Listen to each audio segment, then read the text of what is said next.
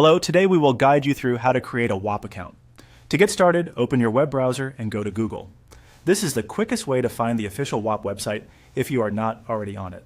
Once Google loads, click into the search bar and type in Whop. Then run the search so you can view the results. When the results appear, look for the official Whop listing and click on it. This will take you to the Whop homepage.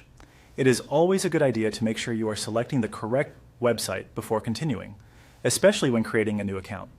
After the Whop homepage opens, find and click the Create a Business option. This will begin the account setup process.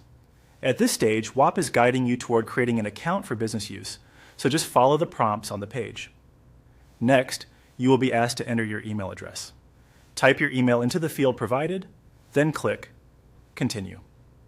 Make sure you enter an email address that you can access easily, since platforms like this often use email for verification, updates, and important account notifications.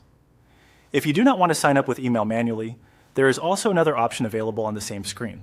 You can choose to click Google Sign In instead. This option can be faster because it connects your account using your existing Google login. It may also reduce the number of fields you need to fill out manually. If that is more convenient for you, select the Google Sign In option to move forward. After clicking Sign In with Google, follow the on-screen instructions to complete the process.